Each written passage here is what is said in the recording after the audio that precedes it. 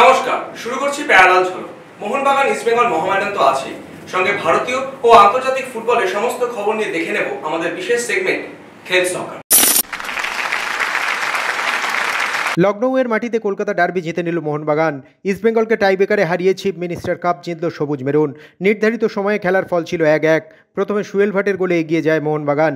ইস্টবেঙ্গলকে সমতায় ফেরায় মোহাম্মদ আসিককে। তারপর টাইব্রেকারে ম্যাচের নিষ্পত্তি। এদিন লাল কার্ড দেখেন সায়ন বন্দ্যোপাধ্যায়। এই প্রদর্শনী ম্যাচে অবশ্য দুই দলই রিজার্ভ ফুটবলারদের খেলায়। প্রীতম কোটালকে নিয়ে নাটকীয় পরিস্থিতি। দীপক টাংরির সঙ্গে সোয়াব ডিলের প্রীতমকে নিচ্ছে মোহনবাগান। এই খবর ছড়িয়ে পড়ে সোমবার, কিন্তু ঘটনা হলো এখনও পর্যন্ত কিছুই চূড়ান্ত হয়নি। সঞ্জীব গোয়েঙ্কার সবুজ সংকেত না পাওয়ায় গোটা ব্যাপারটাই আটকে আছে। যা খবর তাতে কেরল ব্লাস্টার্স প্রীতমকে ছেড়ে দিতে চায়। প্রীতমও কলকাতায় ফিরতে চাইছেন, কিন্তু মোহনবাগানের তরফে চেষ্টা হলেও সঞ্জীব গোয়েঙ্কার সঙ্গে এখনও টেকনিক্যাল কমিটির কোনো আলোচনা হয়নি। তাই তাঁর গ্রিন সিগন্যাল না পাওয়া পর্যন্ত মোহনবাগানে প্রীতমের সই করা আটকে আছে। কোনো মহল থেকে যা খবর পাওয়া যাচ্ছে, প্রীতম কোটাল সম্পর্কে সঞ্জীব গোয়েঙ্কার নাকি একটু অনীহা আছে। প্রীতম যেভাবে মোহনবাগান ছেড়েছিলেন তাতে কিছুটা অসন্তুষ্ট ছিলেন সঞ্জীব গোয়েঙ্কা। দীপক টাংরিকে ছাড়ার ব্যাপারেও নাকি তাঁর দ্বিধা আছে। তবে পরিস্থিতি যে কোনো মুহূর্তে বদলে যেতে পারে। খুব শীঘ্রই টেকনিক্যাল কমিটির সঙ্গে আলোচনায় বসবেন গোয়েঙ্কা। প্রীতমকে নেয়ার ব্যাপারে চূড়ান্ত সিদ্ধান্ত হয়ে যাবে। তার সম্মতি পেলেই ঘরের ছেলে ঘরে ফিরবেন। সমর্থকদের কাছে ক্ষমা চাইলেন শুভাশিস বোস। ডুরান্ড ফাইনালে পেনাল্টি মিস করেছিলেন মোহনবাগান অধিনায়ক। ডুরান্ড হারের পরেই সব দায় নিজের কাঁধে তুলে নিলেন শুভাশিস। তিনি সোশ্যাল মিডিয়ায় লিখেছেন, এইভাবে ডুরান্ড কাপ অভিযান শেষ করব তা আমরা কখনো কল্পনাও করতে পারিনি। আমি পুরো দলের তরফ থেকে মেরিনার্স আপনাদের কাছে ক্ষমা প্রার্থী। আপনারা যেভাবে আমাদের সকলকে সমর্থন করেছেন তা এক কথায় অসাধারণ, এবং এইভাবে চিয়ার্স করার জন্য আপনাদের ধন্যবাদ। আপাতত ছুটি চলছে মোহনবাগানে। ডুরান্ড হাতছাড়া করার পর 5 তারিখ থেকে শুরু হবে আইএসএলের প্রস্তুতি। 3 দিনের ছুটিতে বিদেশি ফুটবলাররা বেরিয়ে পড়েছেন ঘুরতে। কামিংস গিয়েছেন থাইল্যান্ড, দিমিত্রি টম অলডেডরাও নিজেদের মতো বেড়াচ্ছেন।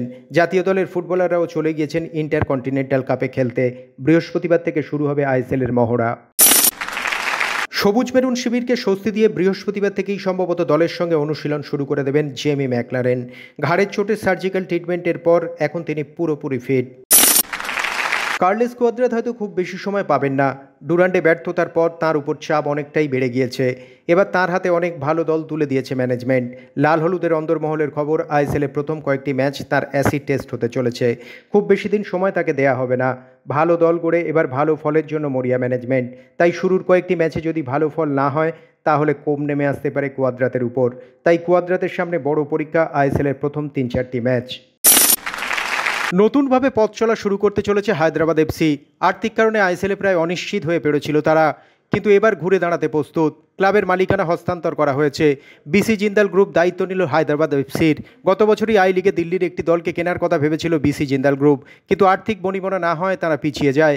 তবে এই মুহূর্তে ট্রান্সফার ব্যান থাকায় আগামী মরশুম পর্যন্ত কোনো ফুটবলার নেয়ার ক্ষেত্রে রয়েছে নিষেধাজ্ঞা।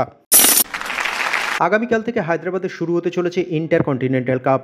গত মরশুমে শক্তিশালী লেবানন দলকে টাইব্রেকারে হারিয়ে ইন্টারকন্টিনেন্টাল কাপ জিতেছিল সুনীল ছেত্রীর নেতৃত্বাধীন ভারতীয় ফুটবল দল।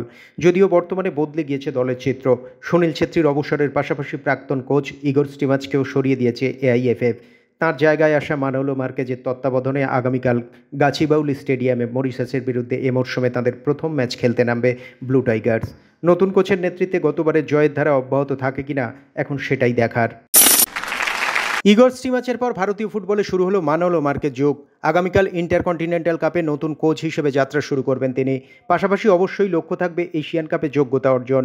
যে শহরে 5 বছর আগে ভারতীয় ফুটবল কোচিং শুরু করেছিলেন সেই হায়দ্রাবাদেই জাতীয় দলের কোচ হিসেবে অভিষেক ঘটবে মানোলো মার্কেজের। তবে মাত্র 2 দিনের প্রস্তুতি এবং সেই সাথে ফুটবলারদের ফিটনেস সংক্রান্ত অস্বস্তি যে চিন্তার ভাঁজ ফেলেছে তার কপালে, তা সোমবার সাংবাদিক সম্মেলনে স্পষ্ট জানিয়ে দিলেন মার্কেজ। কল্যাণীতে হয়ে গেল চেয়ারম্যানস কাপ। সিনিয়র এবং জুনিয়র 2 বিভাগেই হয়েছে এই টুর্নামেন্ট। এর মূল উদ্যোক্তা ছিলেন কল্যাণী পৌরসভার চেয়ারম্যান ডক্টর নীলিমেশ রায়চৌধুরী। টুর্নামেন্টের শেষ দিনে হাজির ছিলেন তিনি। তার এই টুর্নামেন্ট করার মূল লক্ষ্য হলো নতুন প্রতিভাকে তুলে আনা। বলবো আপনাকে, অপর্যাপ্ত বৃষ্টি, এবারেও বৃষ্টি দিয়ে কিন্তু শুরু।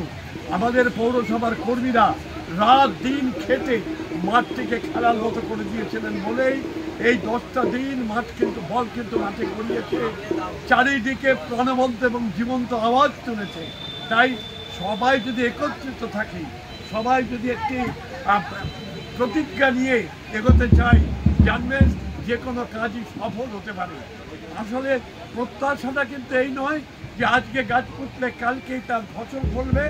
গাছ আজকে পোতা হয়েছে, দিন যত যাবে পরিচর্যার রকম যদি উন্নততর থাকে তাহলে ওই খেলোয়াড়েরা ভবিষ্যতে বাংলার প্রতিনিধিত্ব করবে। প্রসঙ্গত বলে রাখি যে আমাদের কল্যাণী ছেলে ইস্ট বেঙ্গল মোহনবাগানে খেলছে, 2 নম্বর টিমেই হোক 1 নম্বর টিমেই হোক, এরা কিন্তু আমাদের একাডেমির ছেলে।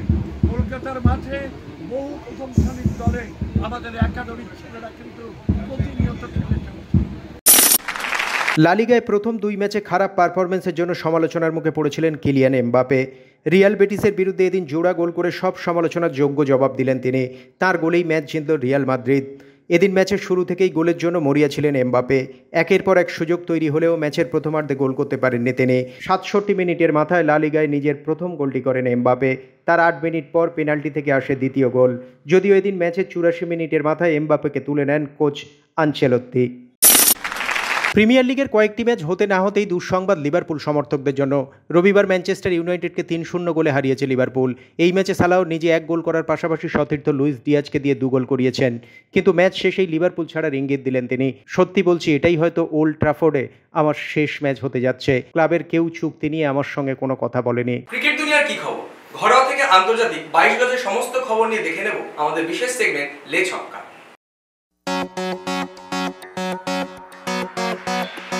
মহেন্দ্র সিং ধোনির বিরুদ্ধে বড় অভিযোগ আনলেন যুবরাজ সিংয়ের বাবা যোগরাজ সিং। ভারতীয় দলের প্রাক্তন অধিনায়কের জন্যই নাকি যুবরাজের কেরিয়ার শেষ হয়ে গেছে। সম্প্রতি একটি সাক্ষাৎকারে যোগরাজ সিং বলেন, আমি মহেন্দ্র সিং ধোনিকে কখনোই ক্ষমা করব না। ওর আয়নায় নিজের মুখ দেখা উচিত। ও বড় ক্রিকেটার হলেও আমার ছেলের বিরুদ্ধে যা করেছে সব কিছু এখন সামনে আসছে, যা কখনোই ক্ষমার যোগ্য নয়। ওই মানুষটা আমার ছেলের জীবন নষ্ট করে দিয়েছে। ও অনায়াসে আরও 4-5 বছর খেলতে পারত। যোগরাজ সিং মানেই বিতর্ক। আবারও আলোচনায় ভারতীয় দলের অলরাউন্ডার যুবরাজ সিংয়ের বাবা। কটাক্ষ করলেন ভারতের প্রথম বিশ্বকাপ জয়ী অধিনায়ক কপিল দেবকে। তিনি বলেন, আমাদের সময়ের গ্রেটেস্ট ক্যাপ্টেন কপিল দেব। ওকে বলেছিলাম এমন একটা জায়গায় ওকে নিয়ে আসবো যেখানে লোকে ওকে অভিশাপ দেবে। আজকে যুবরাজের হাতে 13 ট্রফি আর ওর হাতে কেবল একটা বিশ্বকাপ। আলোচনা শেষ।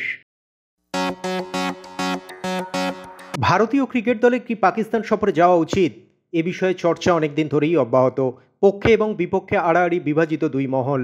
এ বিষয়ে ভারতীয় স্পিনার হরভজন সিং বলেন, যতক্ষণ না ভারতীয় দলের সিকিউরিটি নিশ্চিত হচ্ছে আমার মনে হয় ততক্ষণ ভারতের পাকিস্তান সফরে না যাওয়া উচিত। যদি তারা বলেন যে ভারতীয় দলকে পুরো সিকিউরিটি দেবে এবং কোনো সমস্যা হবে না, তাহলে এরপর সরকার সিদ্ধান্ত নেবে যাওয়া উচিত কিনা। কারণ এটা শুধু ক্রিকেটের বিষয় নয়, এটা তারও ঊর্ধ্বে। জয়শাহর জায়গায় আসতে পারেন পাকিস্তান ক্রিকেট বোর্ডের প্রধান মহসিন নাকভি। আইসিসির নতুন চেয়ারম্যান জয়শাহ, তাই তাকে যেমন বিসিসিআই সেক্রেটারি পদ ছাড়তে হবে, তেমনি এশিয়ান ক্রিকেট কাউন্সিলের প্রধানের পদ থেকেও সরে যেতে হবে। এখন প্রশ্ন, জয়শাহর পরে এশিয়ান ক্রিকেট কাউন্সিলের প্রধান কে হবেন? শোনা যাচ্ছে এই দৌড়ে অনেকটাই এগিয়ে গেছেন মহসিন নাকভি। জয়শাহর পরে তিনিই এশিয়ান ক্রিকেটের প্রধান হতে পারেন। বাংলাদেশ পাকিস্তান দ্বিতীয় টেস্টের দ্বিতীয় ইনিংসেও বড় রানের টার্গেটে পৌঁছতে ব্যর্থ পাকিস্তান। 172 রানেই অল আউট হয়ে গেল তারা। বাংলাদেশের হাসান মাহমুদ এবং নাহিদ রানাকে সামলাতে নাস্তানাবুদ হলো পাকিস্তান ব্যাটাররা। সলমনের অপরাজিত 47 এবং রিজওয়ানের 43 রানে ভর করে 185 রানের টার্গেট রাখল তারা। আরও একবার পাকিস্তানকে হারিয়ে ঐতিহাসিক সিরিজ জেতার দোরগোড়ায় পৌঁছে গেল বাংলাদেশ।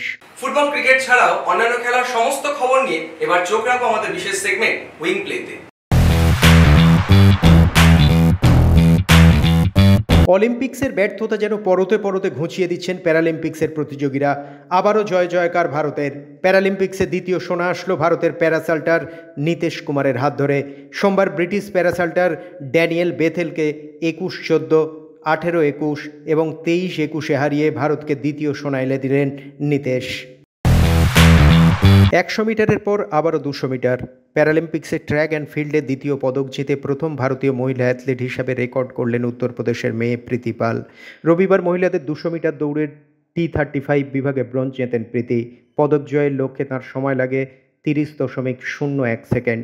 তার এই সাফল্যে সমাজ মাধ্যমে তাকে শুভেচ্ছাও জানান ভারতের প্রধানমন্ত্রী নরেন্দ্র মোদী।